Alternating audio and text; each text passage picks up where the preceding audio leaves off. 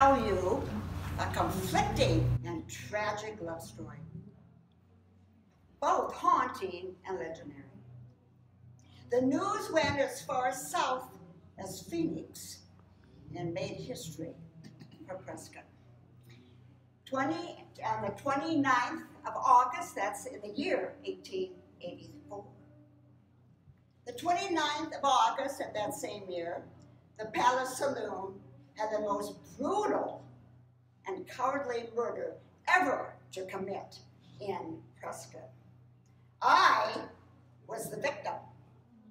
Slayer was my lover, Fred Glover. My real name is Nellie Coyle, although I go by Jenny Clark, 26 years old, a native of Santa Cruz County of California, and shame to say, a prostitute. But I helped support my mother and many siblings. And with that, I also was a disappointment and an embarrassment. I was a comely woman, small-framed and delicate, easy disposition, and a generous heart. Although I was a social outcast, some say that I probably maybe came from a more genteel environment. My behavior had a little bit of sophistication to it. Well, until that fateful morning. I became bored, restless. I needed a change. I was looking for adventure. So I made my way to Prescott unaware that I may be embracing my destiny.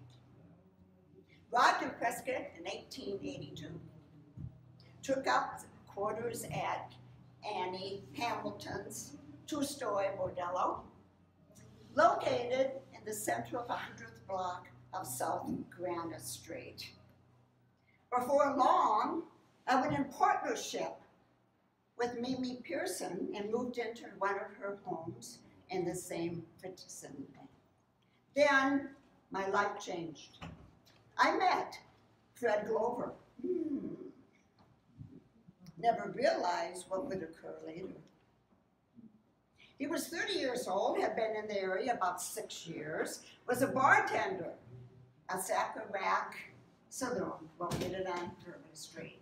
He was also a dissolute gambler and an opium user. We got into a relationship. He moved in with me, and probably more than over a year, we had a harmonious and loving relationship until it was not. He soon became unemployed because of his heavy drinking and increased opium use. And because of his unemployment, he depended on me financially. And of course, because I loved him, I supported his vices. Oh, what I did for love. I would have never foreseen the tragedy that occurred that fateful early morning. That morning prior, he asked me for $100.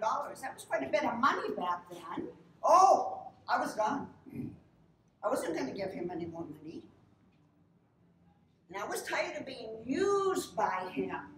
I refused. Oh, that didn't go well. He left angrily. Did not return home that evening.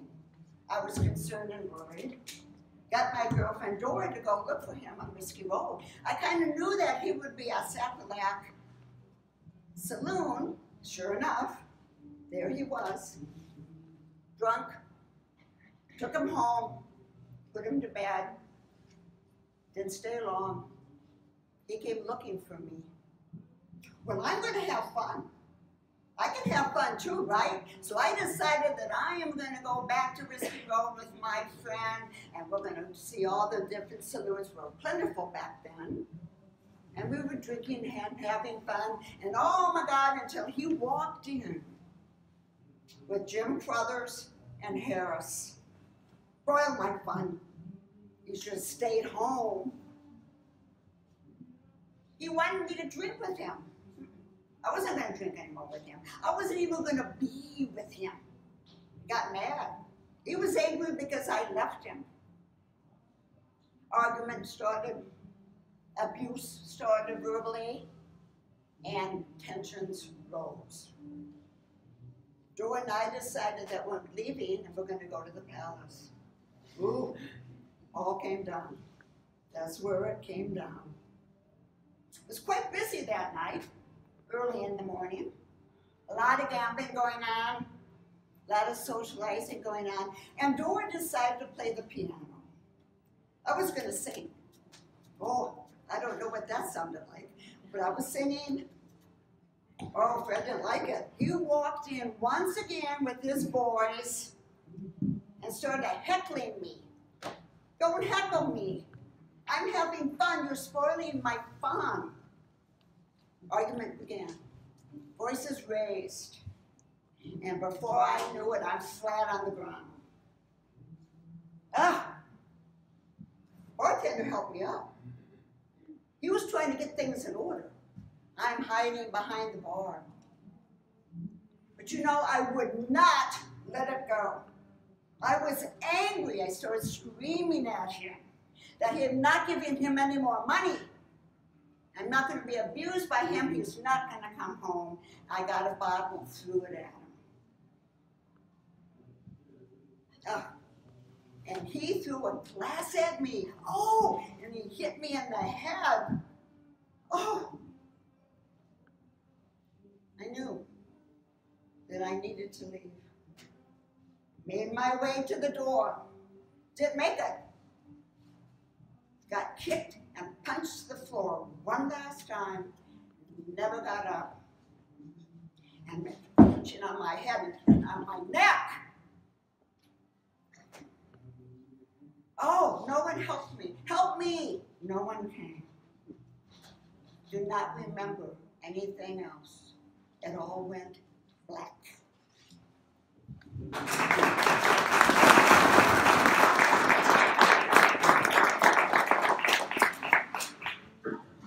And who am I? Oh my God. Let me see. Oh, a newspaper. At 3 a.m. on the 29th of August, 1884, a courtesan, Miss Jenny Clark. Oh my God, I'm Jenny. I'm Jenny Clark. Oh my God. Was stomped to death by Fred. Oh my God, he killed me. Why? Was it because I didn't give him his $100 that he asked for? Oh. The Phoenix Herald, within 24 hours, broke the story with limited information of what actually came down that fateful morning. Prescott at that time had 3 newspapers, interesting enough, in a town of 2,500. They reported the story, but it was very provocative and damning. Oh, Fred was guilty. I think the best description of what actually happened would be at the trial. I'm going to be there. I'm right here. And I'm going to be at this trial, and I'm going to watch what's going on. Dora and Jim, with the help of Fred, carried me home that morning, unconscious and close to death. By the time I arrived at my home, within seconds, I had died. 3 a.m. Fred had become overwhelmed with remorse, laid over my dead and brutal body, sobbing. Did he mean to kill me? Within an hour, he was taken into custody, charged first-degree murder by James Dobson, chief of police at that time. And he was fortunate to really escape lynching. The call came out for lynching, but wise men prevailed Because after all, the city of Prescott was a modern, civilized capital city of the Arizona Territory. So it was that very afternoon, the coroner's jury, was impaneled, and that evening came down with the verdict that I had come to my death by violence in the hands, no, not in the hands, in the foot of Fred Glover. Trial was to be set for the coming Thursday. This was a Saturday, so he had plenty of time to set a plea of innocence. He always claimed that he was innocent. And so it went out into, trial was set, and an interesting time period, he managed to get a very reputable, long-established law firm of Russian Wells to defend him. They had two requests. One was for a 2-month delay to set a defense. The other was to set a different venue because of discriminatory, inflammable news reporting. Both denied. So the trial began on September 4th, 6 days after my death. I'm here. I'm going to witness this whole thing. Dorr testified that I had it coming. Really? How could I have that coming to me? She also said I taunted him. Well, I could have done that. She also said that she saw me hit him in the face a couple times. I don't think so. 4 witnesses came by and said that Harris came by and stamped on my head. Some didn't see that at all. Many saw Fred stamp on my head and my neck. And then once again, many did not see that either. Cause of death also went into speculation. There was not any abrasions or skull fractures on my head to prove a heavy blow. A more or less serious would not cause death. The coroner finally came out and said cerebral hemorrhage by a blow to the head. No, not a blow to the head, a stomping to the head. The next day, he was convicted, first-degree murder, and was sentenced to hang on the 7th of November. I often thought that maybe it wasn't first degree, could have been a crime of passion. First of 3 appeals came out. Governor Tridle put a stay on execution and reduced to life imprisonment. The second appeal by Governor Sullick put a pardon with only 6 years of imprisonment. There was not enough evidence to warrant first degree for malice and premeditation. The third and final appeal was that he was a good inmate, that he had spent his time a little under 6 years, and that came out in 1889, and he was going to be released with the understanding that he would leave the area and never to return. Interesting to me that he avoided the gallows and reduced his sentencing to where he was actually a free man.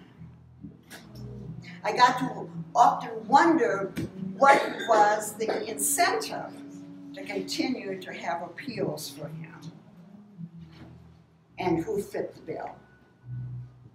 He returned back to California and, interesting enough, became a pharmacist when he was an irreclaimable opium addict. What? He married. Oh, he married. What am I doing? I'm dead. He married. moved to Florida, and in 1928, he died at the age of 74. 74! I was 26 when he took my life from me. Where is the justice of this? Oh my God. Oh, what happened? Where did this craziness come from? I was buried in the Citizen Cemetery. And many members of the sporting fraternity was attending. Oh, they supported me. Fred asked permission to attend. Of course, that was denied. Sat in his cell, dejected, remorseful, and tearful. My house, Granite Street, burned to the ground in the fire of 1900. And now on the same site is the City of Phoenix parking garage. But you know, I'm not going anywhere. I'm right here. I spend a lot of time at the palace. So you may see me. You get signs of me at the palace. You may see orbs on the staircase in different sections of the palace. You may see glasses break, glasses flying. I am making my presence. I want to be noticed because I'm a woman that deserves to live a long life as well and did not deserve to have a brutal death. I'm staying right here. This is my home for a while. Come see me.